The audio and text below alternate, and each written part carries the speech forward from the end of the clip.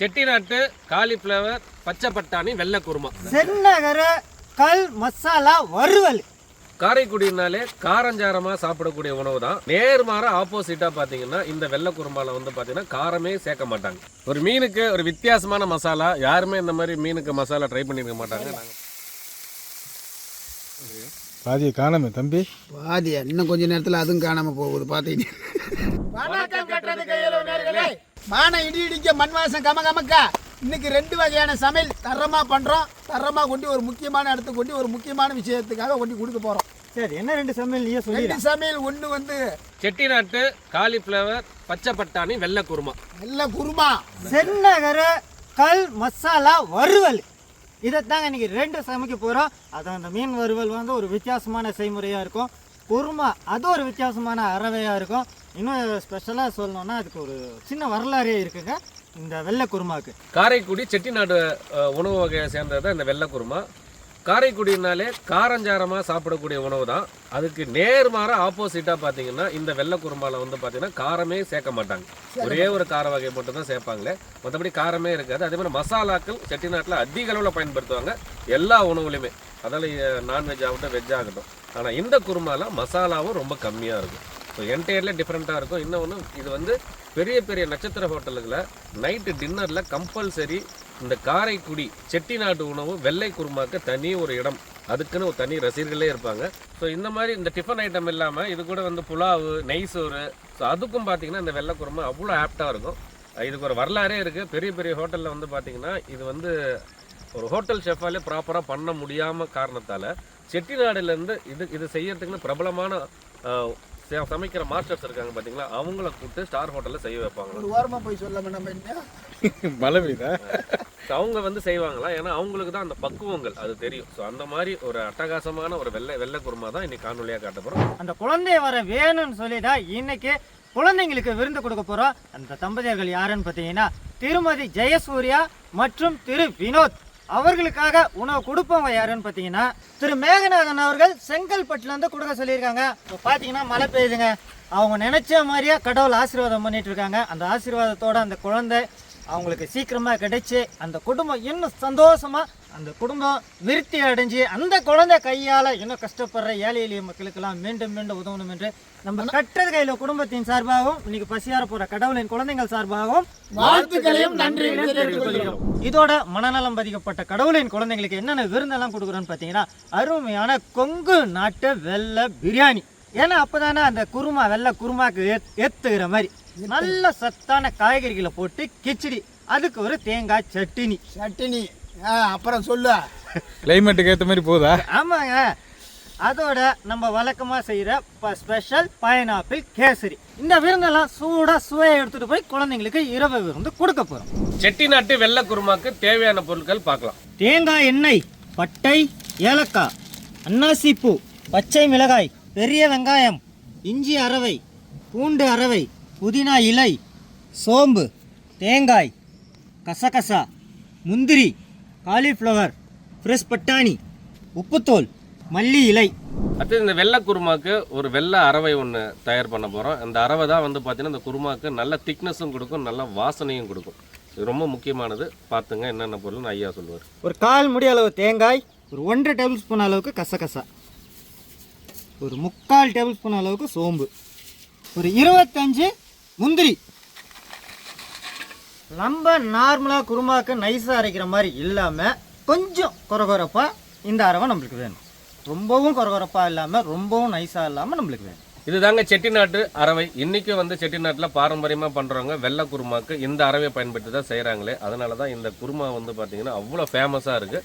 இன்னும் சொல்ல போனால் இது இடியாப்பத்துக்கெல்லாம் நம்பர் 1 அக்கம்பனிமெண்ட்னா இந்த வெள்ளை குருமா தான். ஒரு அட்டகாசமான வெள்ளை குருமா தான் பண்ண போகிறோம். அதுவும் பார்த்திங்கன்னா நம்ம தென்னிந்தியா ஃபேமஸ் வெள்ளை குருமா. இப்போ தேங்காய் எண்ணெய் ஊற்றிக்கிறேங்க.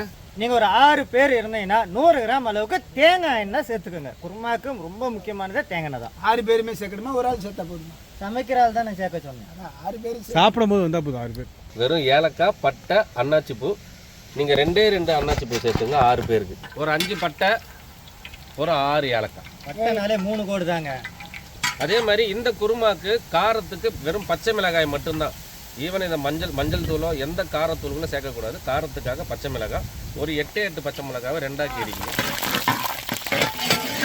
இந்த குருமாவுக்கு தக்காளி வராது, வெறும் வெங்காயம் மட்டும்தான் நல்லா பொடியாக நறுக்கி சேர்த்துக்கணும். எக்காரத்தை கொண்டு அந்த கண்ணாடி பதம் கூட இது போகக்கூடாது, ஏன்னா கலர் மாறக்கூடாது. இதோட பேரே வந்து பார்த்தீங்கன்னா வெள்ளை குருமா தான். இந்த வெங்காயம் லைட்டாக வதங்கினா போதும். ஒரு 4 பெரிய வெங்காயத்தை எடுத்து இந்த மாதிரி பொடியாக நறுக்கி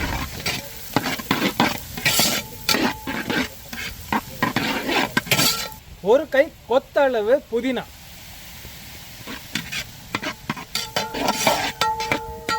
இல்லை கண்ணாடி பதம் வந்துச்சு சாங். ஆமாங்க, இந்த பதம் வந்தவனையுமே அடுத்தடுத்து பொருட்களை சேர்க்க போகிறோம்.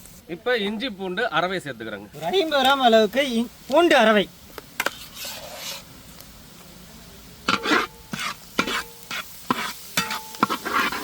அதே 50 கிராம் அளவுக்கு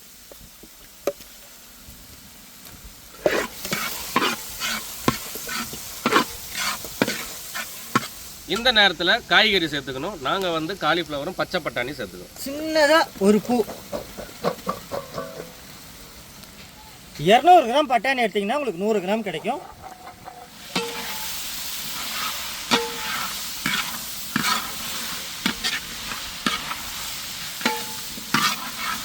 இப்போ நம்ம காய்கறிக்கு ஏற்ற அளவு நம்ம போட்ட மசாலா கிடையாது, அந்த வெங்காயம் அதுக்கு எல்லாத்துக்கும் ஏற்ற அளவு உப்புத்தூள் சேர்த்துக்கணும். இப்போ சேர்த்தா தான் காய்கறியில் ஏறும். அடுத்தது சார் அடுத்த தண்ணீருங்க, நீர் சேர்க்குறீங்க. நீர் சேர்த்து காய்கறியை வேக விடுவோம். அந்த காய்கறி முக்கால் வேக நேரத்தில் தான் செட்டிநாட்டு அரவையை சேர்க்கணும். அப்படி இல்லை நீங்கள் வீட்டில் வந்து நாங்கள் ஈஸியாக செய்யணும் அப்படின்னீங்கன்னா காய்கறிகளை வேக வச்சு கூட நீங்கள் சேர்த்துக்கணும். தண்ணி ஊற்றிக்கிறோம்.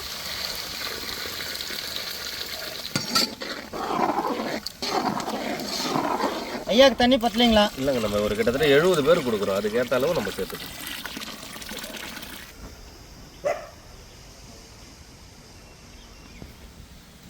கொதி வரணுமா சாங்? இல்லைங்க சார், ஏன்னா நம்ம சேர்த்து இருக்குது ஃப்ரெஷ் பட்டாணி, அதுவும் சீக்கிரம் வெந்துடும். காலிஃப்ளவரும் நமக்கு சீக்கிரம் வெந்து வந்துடும். ஒரு பக்கமாக கொதிக்குது சாங். இல்லை சார், மட்டை போட்டே இருக்கும். முட்டை போட்டே இருக்குங்களா? மட்டை போட்டே இருக்கிறோம். ஏன்னா இப்போ பார்த்தோம்னா நல்லா மழை டைமு, அதனால் விறகும் நம்மளுக்கு வந்து சீக்கிரமாக ஈரமாகிடுது. விறகும் நம்மளுக்கு அதிகமாக கிடைக்க மாட்டேங்குது. அதனால் கிடைக்கிற பொருட்களை பயன்படுத்திக்கிறோம். அதுவும் இந்த மாதிரி தான்.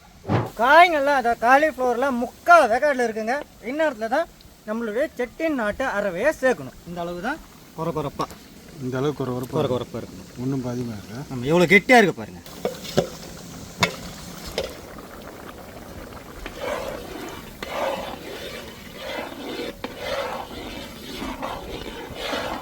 கொஞ்சமாக தண்ணிங்க. பார்க்குறதே அப்படியே வாய் ஊறுதுச்சாங்க. நல்லா அருமையாக இருக்குல்ல? சூப்பராக இருக்குது பாருங்களா. வெள்ளை குருமானா இதுதான் வெள்ளை குருமா. ஐயா அப்படியே தரமாக வந்திருக்கா. இந்த வெள்ளை குருமா ஏற்கனவே நம்ம சேனலில் வந்து ஒரு அழகான பொண்ணு வச்சது ஞாபகம் இருக்கா? ஞாபகம் இருக்குது. தரமான அட்டகாசமான செட்டிநாடு வெள்ளை குருமா தயார். மீன் தயார் பண்ணிடலாமா? இது வந்து நம்மளுடைய கொங்கு நாட்டு ஸ்டைலில் ஒரு வெள்ளை பிரியாணி பண்ணியிருக்கோம். அதோடு வச்சு சாப்பிட்றதுக்கு அவ்வளோ சூப்பராக இருக்கும். கிச்சடிக்கும், காய்கறி கிச்சடிக்கும் சூப்பராக இருக்கும்.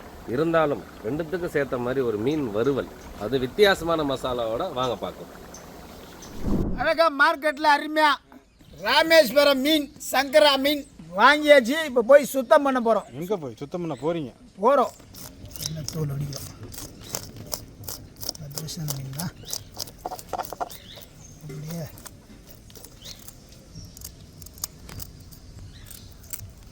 நல்லா அலசி எடுக்கிறீங்களா? ஆமாம் சார்.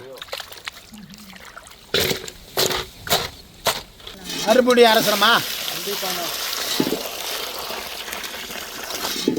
நாங்கள் 3வது வாட்டி அலசிக்கிறோங்க. ஃபஸ்ட்டு போடும்போது என்ன மாதிரி தண்ணி இருந்துச்சு, இப்போ பாருங்கள் எப்படி இருக்கு தண்ணி. நகர மீன் கல் மசாலா வறுவல் அழகா வெட்டி கிளீன் பண்ணி கழுவி வச்சு நல்லா கோடு போட்ட நகர மீன். சுத்தமான சமையல் தேங்காய் எண்ணெய், வெண்ணெய், மணமணக்கு மஞ்சத்தூள், காஷ்மீரி தூள், மல்லித்தூள், கரம் மசாலா, பொடியாக வெட்டி வச்ச பெரிய வெங்காயம், தோலோடு இருக்கிற பூண்டை, கீச்ச பச்சை மிளகா, இஞ்சி அரவை, பூண்டு அரவை, கொத்தமல்லி வெட்டுதல், கஸ்தூரி மேத்தி, தூள் உப்பு, கரைச்சி வச்ச புளி கரைசல். இந்த ஸ்பெஷல் செந்நகர கல் மசாலா வறுவலுக்கு நம்ம பூண்டு அரவையும் சேர்க்குறோம், பூண்டும் சேர்க்குறோம். அந்த பூண்டு தோலோட ஒன்றும் பாதியமாக இடித்து எடுத்துக்கிறோம். இந்த அளவுக்கு இடிச்சா போதுங்க.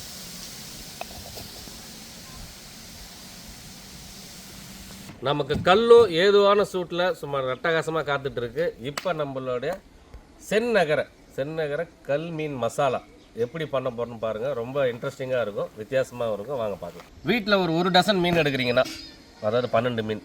ஸோ அதுக்கு ஒரு 1/4 கிலோ அளவு வெண்ணெயை சேர்த்துங்க. மெயினாக வெண்ணெயை போட்டால் வள்ளிக்கு ஓடும்னு சொல்லுவாங்க தெரியுமா, அதுதான். வெண்ணெய் எந்த அளவு சேர்த்தமோ அதுக்கு ஈக்குவலாக தேங்காய் எண்ணெய், ஏன்னா இந்த மீன் வறுவலுக்கு தேங்காய் எண்ணெய் தான் நல்லா வாசனை கொடுக்கும். அதுக்காக ஒரு 200 ml தேங்காய் எண்ணெய், ஒரு 1 டேபிள் ஸ்பூன் மஞ்சள் தூள் இந்த வெண்ணெய் எண்ணெயோடய சேர்த்துக்கணும். அப்போ தான் பச்சை வாசனை போகும். காஷ்மீரி மிளகாய் தூள் ஒரு 3 டேபிள் ஸ்பூன் அளவு, வண்ணத்துக்கு சிறு காரத்துக்கு. ஒரு 2 டேபிள் ஸ்பூன் அளவு மல்லித்தூள், நல்ல திக்னஸும் கொடுக்கும், நல்ல வாசனையும் கொடுக்கும். Garam masala 2 table spoon. ஒரு 5 பச்சை மிளகாவை கீரி சேர்த்துங்க.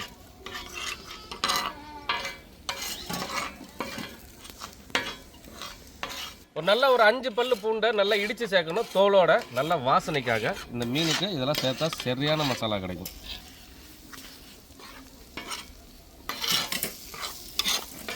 ஒரு பெரிய வெங்காயமாக 3 வெங்காயத்தை எடுத்து நல்லா பொடியாக ஆம்லேட் கட் பண்ணுற மாதிரி கட் பண்ணி சேர்த்துங்க.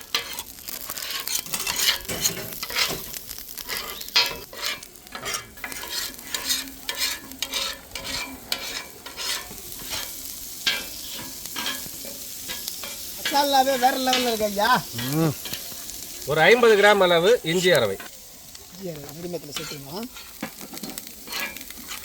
வாசனை வேற லெவலில் இருக்குதா. வெண்ணெயை ஊற்றின வெண்ணெய். ஒரு 60 கிராம் அளவு பூண்டு அரவை, ஒரு 10 கிராம் அதிகமாக சேர்த்துங்க. ஏன்னா இடித்த பூண்டு சேர்த்துருக்கோம், பூண்டோடைய வாசனை அதிகமாக இருக்கும். கண்டிப்பாக.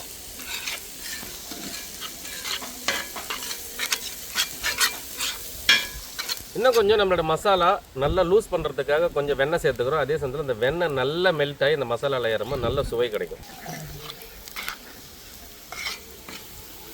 மசாலா ரொம்ப வித்தியாசமாக இருக்குப்பா. பொளிச்ச மீன் அந்த மாதிரி தான் இந்த மாதிரி வெங்காயம் பச்சை மிளகாய் இதுக்கெல்லாம் சேர்த்து செய்வாங்க.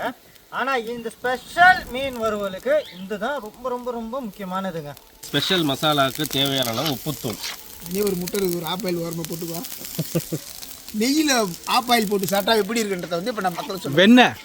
வெண்ணெயில் ஆப்பாயில் போட்டு சாப்பிட்டா எப்படி இருக்குன்றத இப்போ மக்களுக்கு நான் ஒரு ஓரமாக காட்ட போகிறேன். இந்த மசாலாவுக்கு புளி தண்ணி நல்லா ஒரு பெரிய எலுமிச்சம்பழமாக எடுத்து நல்லா அந்த அழுக்கு போக நல்லா புழிஞ்சு தண்ணி மட்டும் எடுத்துங்க. இது வந்து பார்த்தீங்கன்னா நமக்கு வண்ணமும் கொடுக்கும். அந்த மீன் நல்லா பொரிஞ்சு வரும்போது அந்த கருப்பு வண்ணமும் கொடுக்கும், நல்லா புளிப்பு சுவையும் கொடுக்கும். இப்போ நல்லா லூஸ் ஆகும்.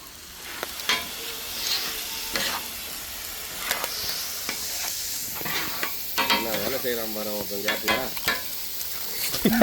ஆட்டி விட்டேன், ஆட்டி விட்டு புளிப்பாயில் ஆகிட்டாருண்ணா.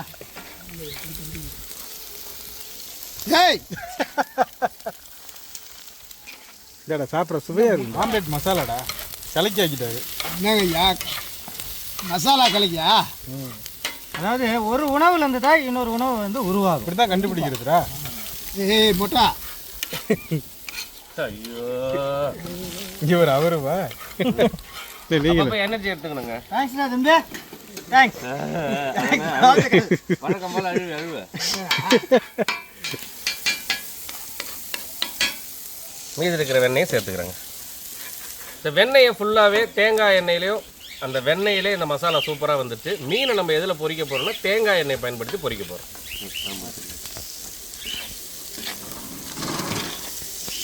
அவ்வளோதாங்க. இப்போ இந்த மசாலாவை தனியாக ஒரு தட்டில் எடுத்து வச்சு ஆற வச்சு மீனோட சேர்க்க போகிறோம். ஏன்னா சூடாக சேர்க்கக்கூடாது, சேர்க்கவும் முடியாது.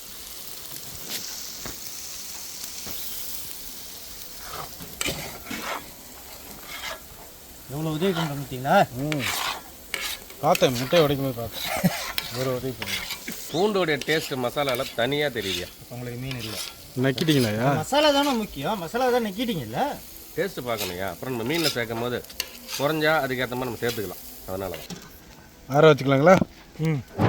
நல்லா ஆறி செக்கச்சவன்னு செவந்து கிடக்குது ஐயா. நல்லா செவந்து போயிருக்கு. அதே சமயத்தில் வெண்ணெய்லாம் மேலே வந்திருக்கு. அந்த வெண்ணெய் நம்ம சேர்த்த தேங்காய் எண்ணெய் மசாலாவுக்கு மேலே வந்திருக்கு. இப்போ நம்ம இது கூட வந்து நறுக்கின கொத்தமல்லி ஒரு அரை கைப்பிடி அளவு கொத்தமல்லியை நல்லா தூவி அப்படியே மிக்சியில் அரைச்சி பேஸ்ட்டாக எடுத்துக்கணும். வித்தியாசமாக யோசிக்கிற வித்தியாசமாக செய்கிறோம். சூப்பராக மசாலாவை ஆற வச்சு மிக்சியில் போட்டு அரைச்சி கொண்டு வந்தாச்சு. இப்போ கொஞ்சம் புளிப்பு சுவைக்காக புளிப்பு தண்ணி. அதே சமயத்தில் இதை வந்து சேர்க்கும் போது புளிப்பும் கொடுக்கும், நம்ம மசாலா வந்து கொஞ்சம் லூஸ் பண்ணி கொடுக்கும். இந்த மாதிரி மசாலா கொஞ்சம் லூஸ் ஆகும், அதுக்காக தான். கலந்தோடனே அதோட வண்ணம் மாறி தேயா நல்லா கெட்டியாக இருந்தது. புளி சேர்த்ததுக்கப்புறம் நல்லா நமக்கு அந்த ஒரு லூஸான பதம் கிடைக்கும். இப்போ நம்ம நல்லா அலசி கழுவி வச்சிருக்கிற மீனை ஒன்று ஒன்றா மசாலாவோட சேர்த்து தனியாக எடுத்து வச்சுக்குவோம். அப்படியே மசாலாவில் மீனை இறக்கிடுங்க.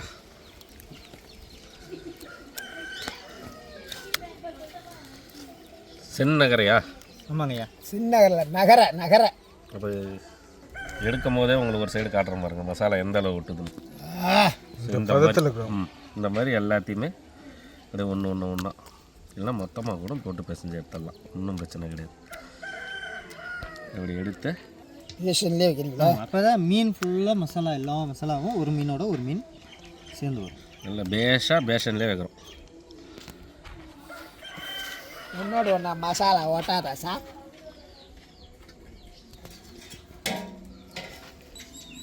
இதுலேயே கொஞ்சம் செட் ஆகிடும் அழகாக டைட்டாக. மழையா? நல்ல மழையில் இப்போ சுட நம்ம ஸ்பெஷல் மசாலாவை இந்த மீனில் சூப்பராக ஊற வச்சுருக்கோம். அப்படியே கல் நல்ல மிதமான சூட்டில் இருக்குது. இப்போ தேங்காய் எண்ணெய் சேர்த்து போகிறோம். குழந்தை எதுப்பா இருக்குப்பா? இல்லைங்க, நான் கொடையை கையில் பிடிச்சேன்னா மீனை பிடிக்க முடியாது. ஆமாம், எனக்கும் சேஃப்டி வேணும், மீனுக்கும் சேஃப்டி வேணும் இல்லையா? சிறப்பாக ஊறிட்டது, பக்காவாக ஊறி இருக்குங்க. யாரும் கடை போட்டாச்சு போலியா? மீன் இறங்குறியா? சும்மா மசாலாவோட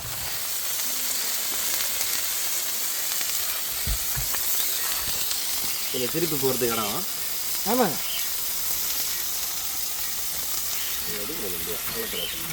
மீன் அடிக்கிறியா?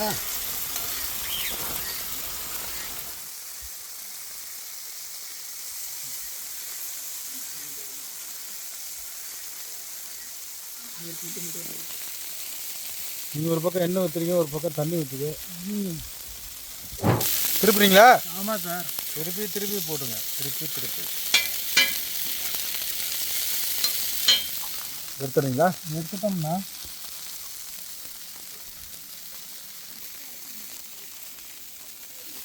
தம்பி அடுத்த செட்டா? ஆமாண்ணா. திருப்பி எடுப்பீங்களா? திருப்பி போட்டுக்கிட்டே இருக்கணுங்க. அந்த மாதிரி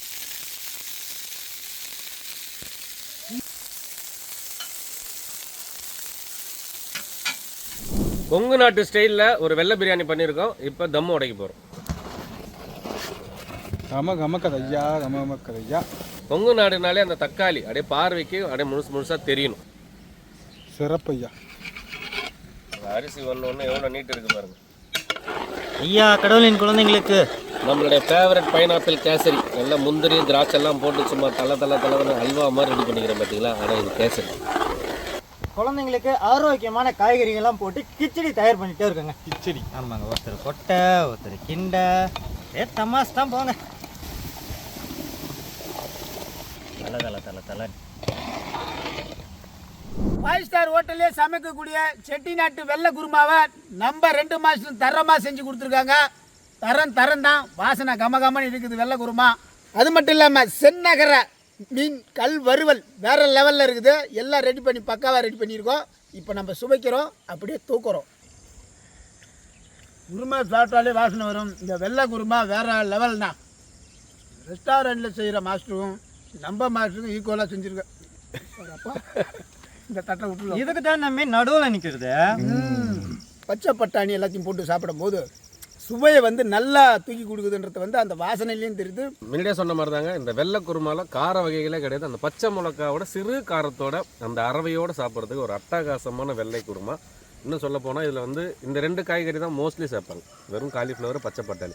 இன்னும் வேற ஏன்னா காய்கறிலாம் சேர்த்தா வண்ணங்கள் மாறுன்றதால குறிப்பிட்டு இந்த ரெண்டு காய்கறிகள் மட்டும் சேர்ப்பாங்க. அந்த வெள்ளையில் அந்த பச்சை கலர், அந்த கடைசியாக சேர்க்குற அந்த மல்லித்தழையோடு பார்க்குறதுக்கே அந்த குருமா அவ்வளோ அழகாக இருக்கும். நாங்கள் செஞ்சு ருசிச்சிட்டோம்.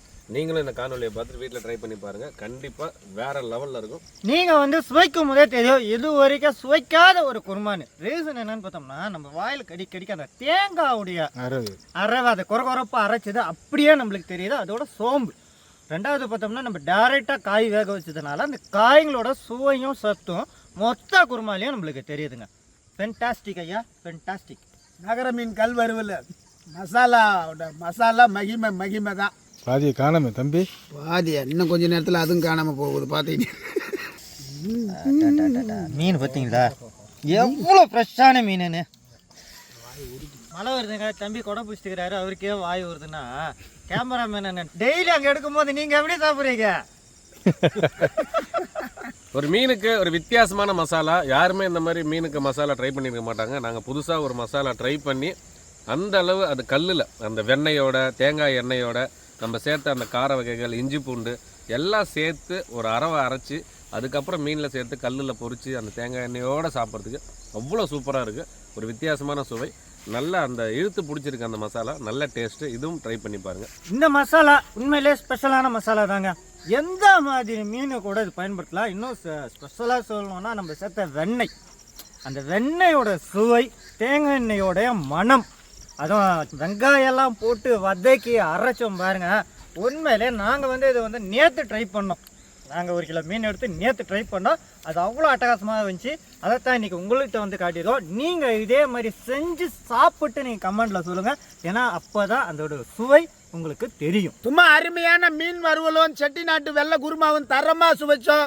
இந்த மாதிரி உங்கள் வீட்டில் நீங்களும் உங்கள் வீட்டு குழந்தைகளுக்கு ஒரு விசேஷத்துக்கு செஞ்சு கொடுத்து பாருங்கள். இப்போ நாங்கள் சுவைச்சோம்.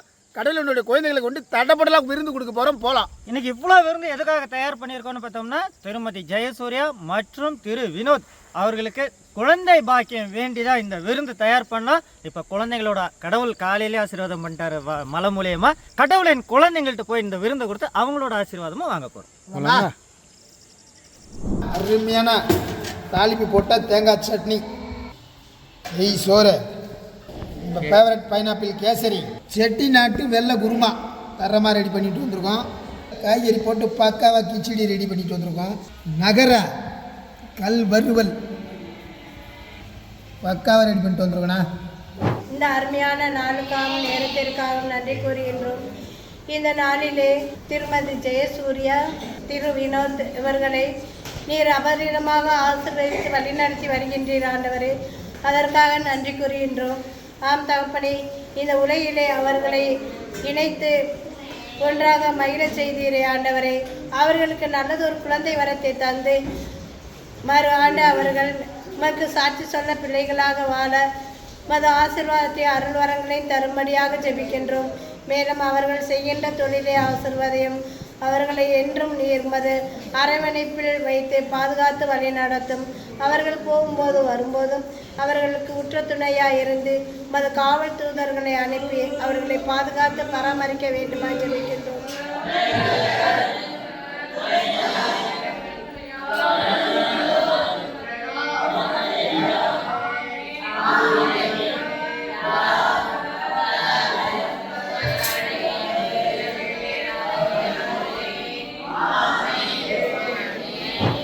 நல்லா இருக்கா?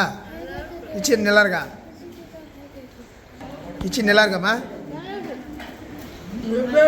மீன் நல்லா இருக்குங்களா? நல்லா இருக்குங்களாம்மா?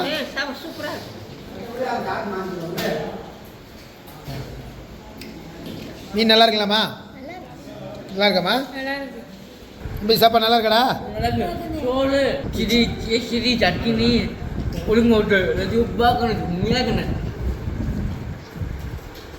மீன் நல்லா இருக்கு. மீன் நல்லா இருக்கா?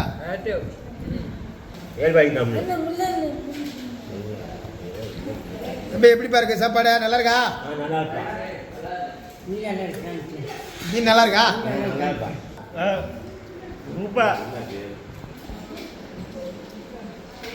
சாப்பாடு எப்படிடா தம்பி இருக்கா? நல்லா இருக்கிறேன். மீன் கேத்தரி பிரியாணி நல்லா இருக்கு. தாங்கிண்ணே தாய்க்கோண்ணே உங்கள் வேலைக்கு வெயிட் பண்ணிக்கிறேன். சரிப்பா சார்.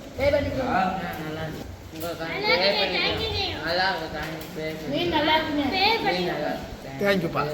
கேசரி மீன் கிச்சடி சட்னி சூப்பர்.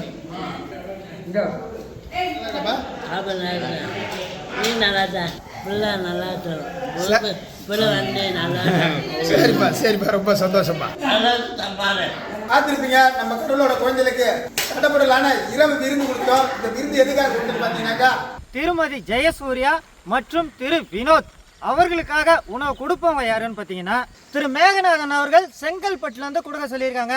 அந்த குடும்பம் விருத்தி அடைஞ்சு அந்த குழந்தை கையால் இன்னும் கஷ்டப்படுற ஏழை எளிய மக்களுக்கெல்லாம் மீண்டும் மீண்டும் உதவணும் என்று நம்ம கட்டது கையில குடும்பத்தின் சார்பாகவும் வாழ்த்துக்களையும் நன்றிகளையும் தெரிவித்துக் கொள்கிறோம். இதே மாதிரி உதவிகள் மட்டும் இல்லைங்க, நீங்க ரோட்டோரம் கஷ்டப்படுற ஏழை எளிய மக்களுக்கு இந்த மாதிரி உங்களுக்கு எந்த ஒரு பலன் கிடைக்குதுனாலும் ஏழை குழந்தைகளுக்கும் ஏழை மக்களுக்கும் கொடுத்து உதவுறதுக்கு நம்ம கட்டது கையில சேனலை லைக் பண்ணுங்க, ஷேர் பண்ணுங்க, சப்ஸ்கிரைப் பண்ணுங்க, மறந்துடாம பெல் பட்டனை பிரஸ் பண்ணுங்க. ஃபேஸ்புக்ல பேஜ் இருக்கு, ஷேர் பண்ணுங்க, லைக் பண்ணுங்க, ஃபாலோ பண்ணுங்க. அப்பா நல்லா இருக்கப்பா. தேங்க்யூப்பா, தேங்க்யூப்பா. சாப்பிடுங்க.